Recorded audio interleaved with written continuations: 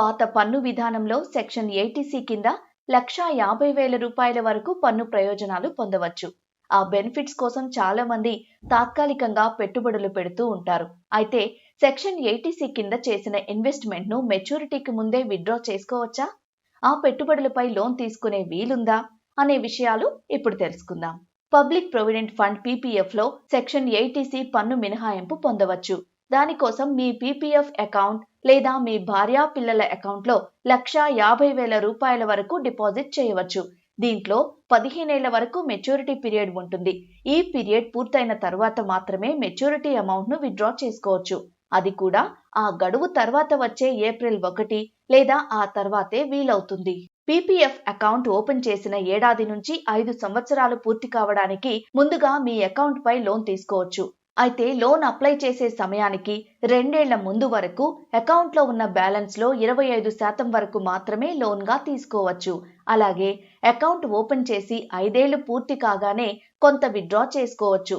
కాకపోతే 4వ సంవత్సరం అకౌంట్లో ఉన్న అమౌంట్ లోని 50% వరకు మాత్రమే విత్డ్రాకు అవకాశం ఉంటుంది. నేషనల్ సేవింగ్స్ సర్టిఫికేట్ NSC పెట్టుబడులకు సెక్షన్ 80C వర్తిస్తుంది. దీనిలో మెచ్యూరిటీ 5 ఏళ్లు ఉంటుంది. మధ్యలో డబ్బు విత్డ్రాకు అవకాశం ఉండదు. ఏదైనా ఎమర్జెన్సీ వస్తే బ్యాంకు లేదా NBFC నుంచి NSC పై లోన్ తీసుకోవచ్చు. అప్పుడు 70 నుంచి 80% వరకు లోన్ వస్తుంది. లోన్ కు సంబంధించిన వడ్డీ రేటు బ్యాంకులపై ఆధారపడి ఉంటుంది.